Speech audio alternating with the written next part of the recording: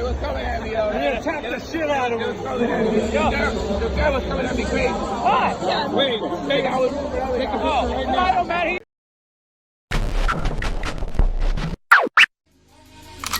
Maybach music. Can anybody out there hear me? Hear me? 'Cause I just wanna...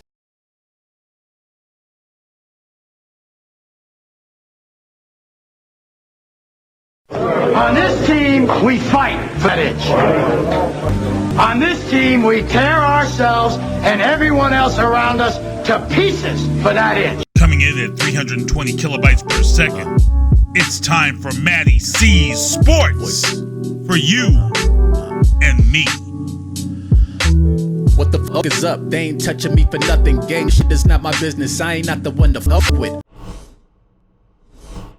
All right, everybody, MattieC Sports, and this will be in the new year. So, and this is episode 125, and I brought in a special guest, Adelaida, Cobra Ruiz. See, I got that down now. Yeah, you almost got it. I'm just kidding. No, you got it right. Oh, okay. I was You're like, good. no. You're good. You're good. Thank you. So we got the champ in the house. She won her last fight September 8th, and that was a great victory against Sonia Osorio in Costa Rica. Yes. So congratulations on that. Thank you.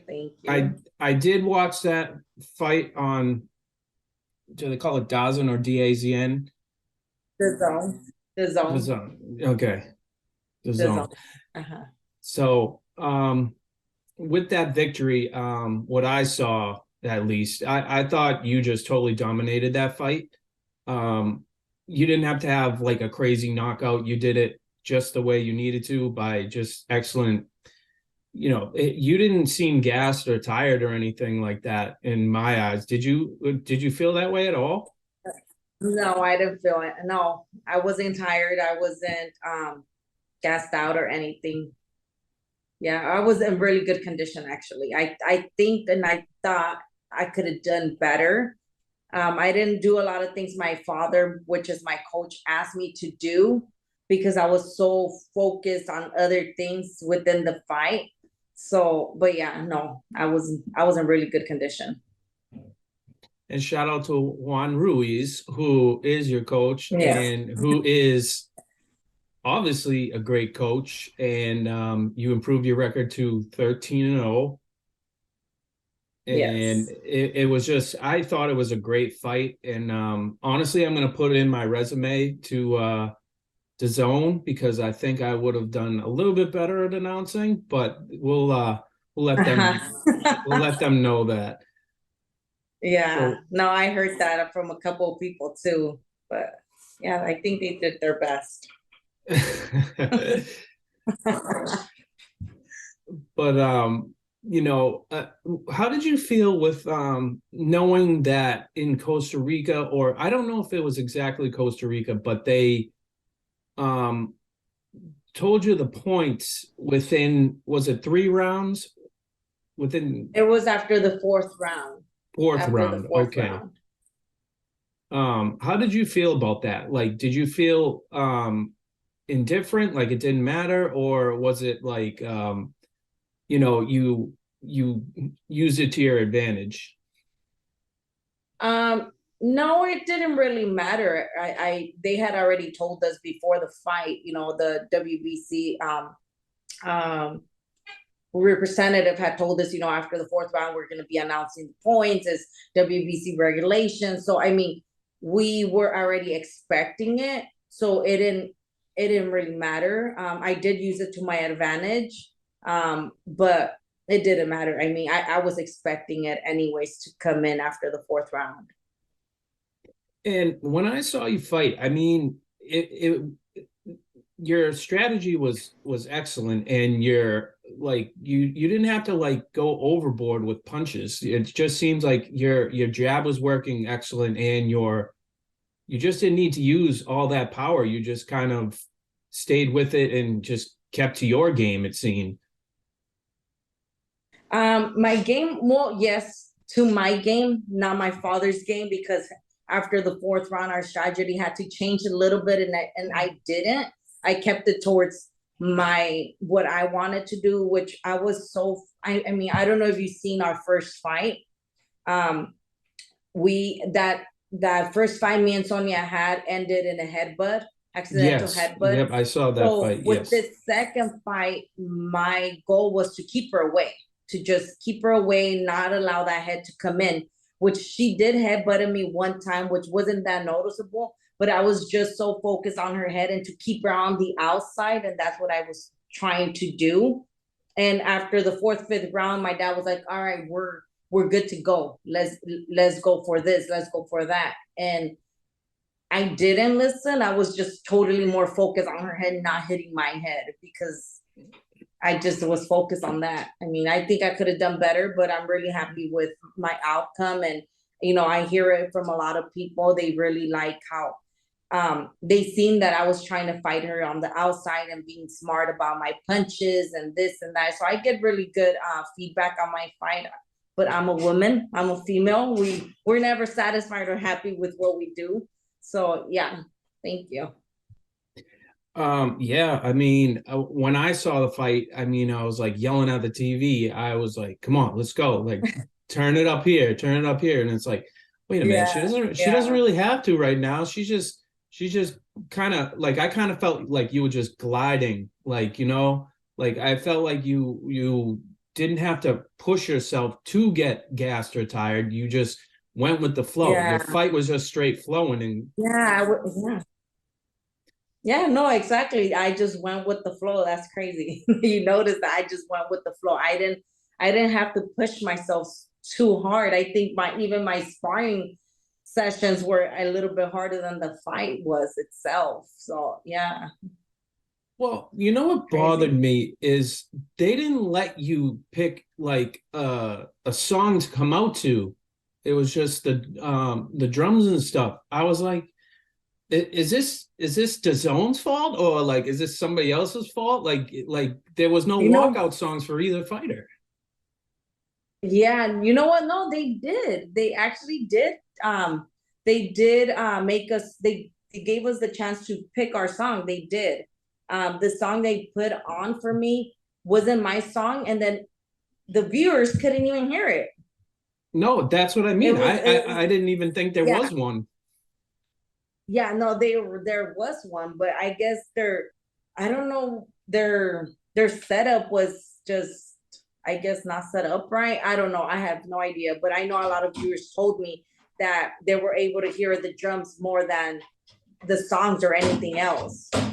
Oh my God, yeah, those drums were like massive. Like, so that explains it now. Thanks for clarifying with me, because I couldn't hear the songs. I was like, this is not right. Every other like promotion puts songs out. So now it's clear to me now. Yeah, no, it was there, but it was very low and viewers couldn't hear it. But it was in my song anyway, so I'm just happy with that. You guys couldn't hear it because it was in my song anyways. And how does it feel to have two belts? It feels pretty good. It feels amazing. It feels that I have accomplished some of my goals at this point. I mean, I love how people, look up to me. The little kids look up to me. But it feels good. It feels good, and I want more. Well, I'll go back to our last interview where you said, yeah, I'm happy, but it's not enough. I want to take this whole division out, and then I'll move either up or down. Still true? Yes. Still true, which I already actually spoke to my promoter, and I told him I need to be busier. I need to stay busy. 2023 needs to be busier for me, because 2022 wasn't it. It wasn't it. I feel that there was lost time there. So I did ask him, 2023, I'm willing to go up on weight. I'm ready. If nothing's happening, if they're not willing to let go or not, whatever it is that we're going through right now at the moment with some of the belts. I told them if the opportunity is open, which was open last year in November, they had offered me a different title in a different weight class. I told them I'm open and I'm ready to go. It don't matter. Time is clicking. Time, we can't recuperate time, So yeah, no, it's still true. I mean, I'm willing to, I'm ready for the WBC, against Gonzalez. I'm ready for the IBF, but there's still fights pending in between that. My fight can't happen with them yet, but we'll see. It's a lot of politics involved. Oh, trust me, there's good and bad politics in boxing, and I've heard both. Yeah. There's a dirty and a clean side to it, I know. Yes. So the next thing I want to ask you is Ashley Gonzalez. Are you looking to fight her, or is this no, yes. She's actually supposedly she beat the champion, which was Juarez. And they actually have a contract to do a rematch. Depending, their contract was based, if there was a draw or somebody lost, their rematch was a mandatory thing on their contract. Gonzalez team already has reached out to us and they are willing to fight me. They are willing to come out here to fight me, but they have that mandatory rematch with Juarez that Juarez keeps postponing on her. So she's like, I don't want to wait. I'm ready to defend my title with Cobra. Let's do it. Let's make it happen. So I don't know. Like I said, there's stuff in between that they have to work on, and time is just clicking. So no, yeah, that's a fight that I'm really looking forward to, and hopefully it does happen.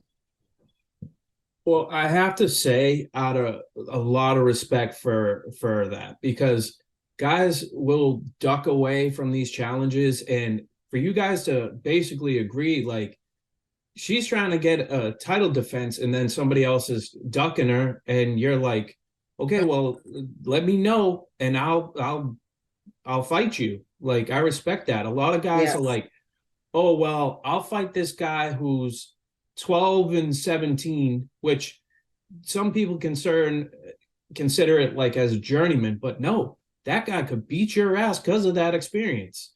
You could be 9-0 to 10-0. But like, I respect the women are somewhat more hungrier to fight than the actual guys are ready to fight. We are because there's not that many fighters to choose from. There's not that many we could go based on. So yeah, time it clicks and we want those titles coming in. That was like with Clarissa Shields and Michaela Meyer. I messaged you and I said, who do you think's going to win? And shocked to everybody that Michaela Meyer lost, but I wasn't surprised. Or it wasn't Michaela. You wasn't surprised? No, it was Clarissa Shields on that card, and then Michaela against I can't say her last name and I don't want to mess it up. Yeah, I said the wrong name, period. But I was talking about the girl who fought Michaela Meyer, and she came up and won. And it's like, that's not a shock to me, because she was calm and collected. I think Michaela Meyer was over the top, like, ridiculous, and she was too concentrated on, like, trying to dig. And then, like, you didn't do it in the ring, so, like, it's what happens. And then that girl was hungry. Yeah, she was hungry. Alicia was hungry. That was a great fight. I mean, it was a great fight. It was a really great fight. It was a good fight. Like 1 to 10. Yeah. This is where honestly, I've seen your fights, and the last fight I saw you was great. And do you yourself think you should be in that rank to be on ESPN, on Showtime, I don't even know if HBO has boxing anymore, but any of that? Does it? No, I do. And I know I feel that I have the experience to be out there. I mean, I fight pretty smart. I know what I have to do in the ring. I know I could give a show to everybody, yes, my fighting skill depends on my opponent all the time, but I know I could give great fights where people are going to be like, whoa, I have the power behind my punch that knockouts are possible. Not every female has that within themselves. I know I do have it. So I know I could. I mean, it's possible for me to be in one of them big stages, and it would be a great fight. I mean, people will see more of who the Cobra is. And I would love to see like a co-main with you on the card. Like, you're that high caliber to get to that point. And some don't understand, like there's so many fighters, just like MMA, there's so many fighters, but they're those special ones that are like, damn, you're going to see this woman in Madison Square Garden. You're going to see this woman in Vegas. You're going to see this lady in Japan. Like, like the sky's the limit. And that, I think they need to promote female boxing to like a higher level to get this sport integrated with the men's boxing, because they're just as exciting. Yes. And I think that's what's needed the most. The support, yes, one, and the women boxing to be promoted. Remember Ronda Rousey, how they were promoting her everywhere. Nobody knew about her, but the way they were promoting her and the way they invested in her, it was like you'll see her in every billboard down the down the freeways. You'll see her in commercials. You'll see her here and there. There'll be posters of her. So the way they invested in her and promoted her made her come up. And nobody knew who she was until everybody is like, who is she? And I think that's what the promoters for her did. They were able to promote her the correct way and invested in her a good way where she could do what she did. And that's what we need in boxing as well.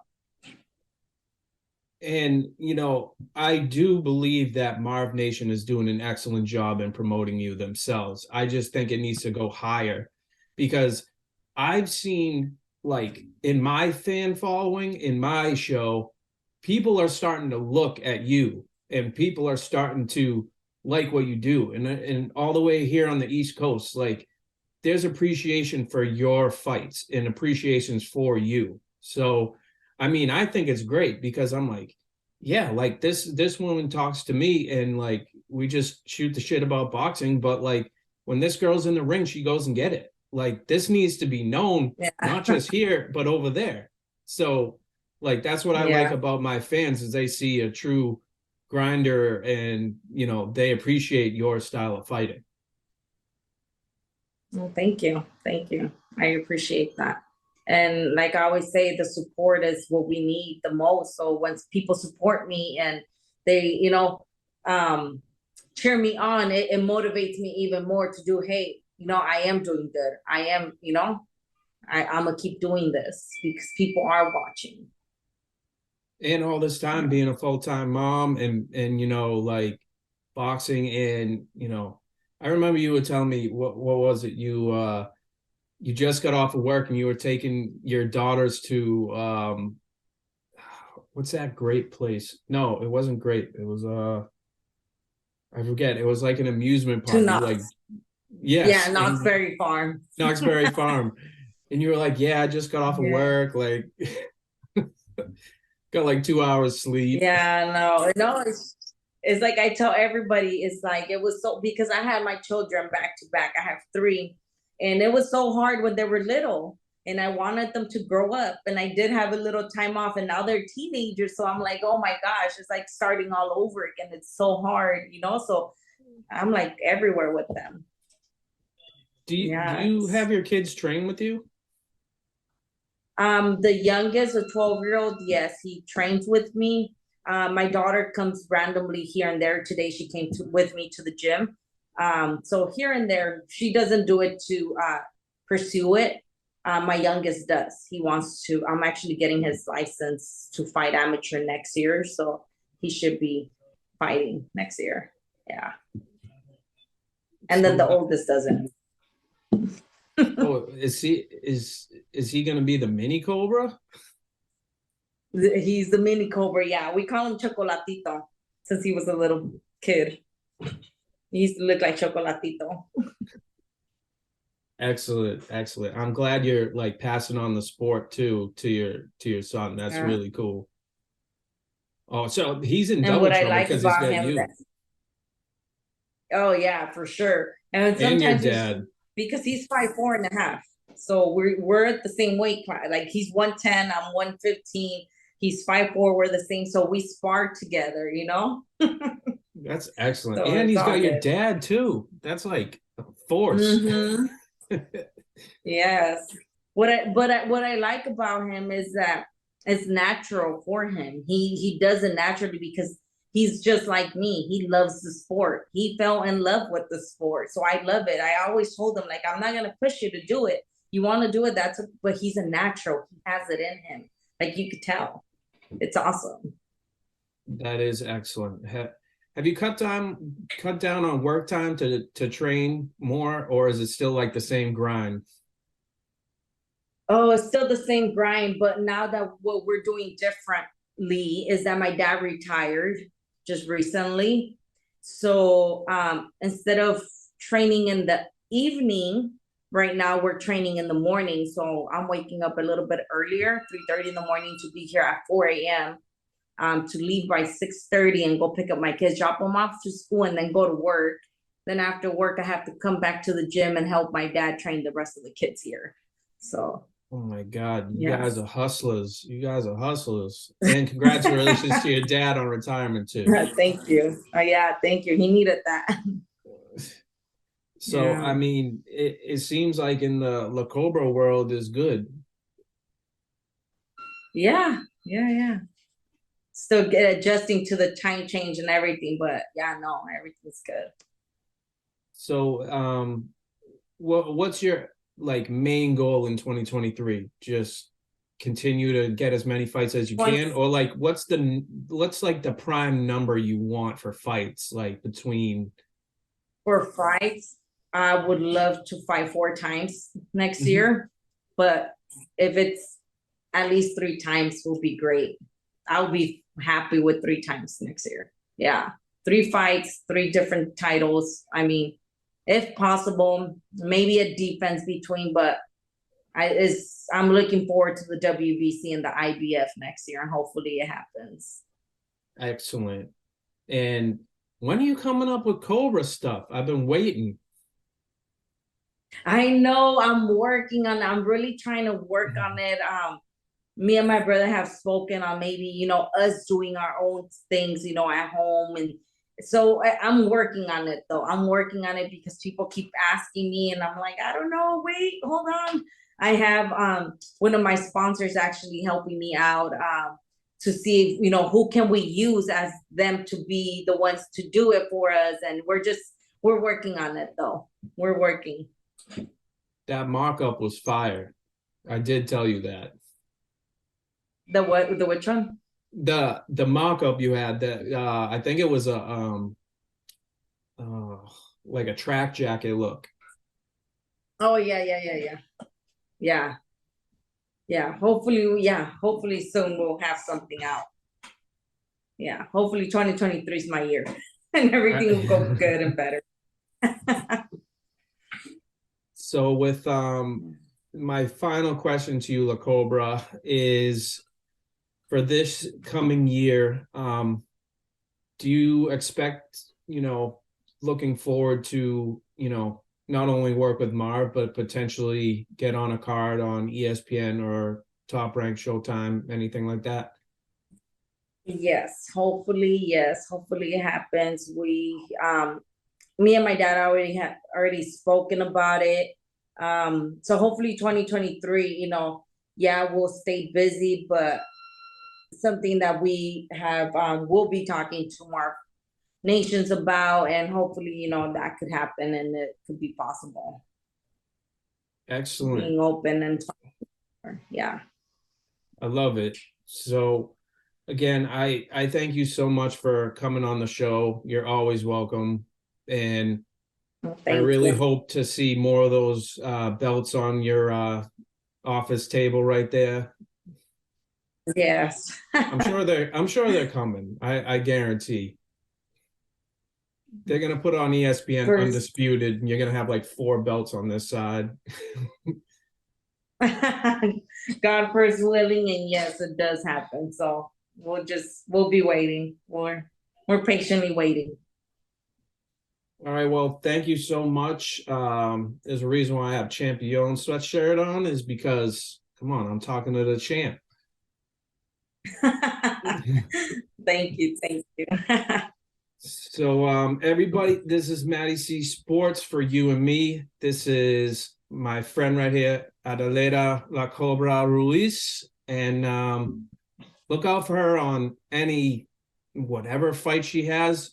Subscribe to it, buy it, do it. Because this lady's going to be a champ soon. Thank you. Thank you. And we'll talk to you soon. Yes. Thanks for watching MattieC Sports for you and me. Make sure to follow MattieC on Matt Cameron 23 on Twitter, MattieC23 on Instagram, and subscribe to MattieC Sports for you and me on YouTube. What the fuck is up? They ain't touching me for nothing. Gang shit is not my business. I ain't not the one to fuck with. I bring the flow with lyrical stamina, rapping a million miles. One point I'm an animal, then I'm a cannibal, taking my pick and I pounce. Bold and serious, cold amphibious track murderer. A cup I need by no one, so I got my back vertebra. The heat is up, extinguisher, I got the track burning up. Don't think to touch 6 feet's enough to get the match to combust. Diamond, strike it, ignite on any given surface solid. Callous, symbols that come from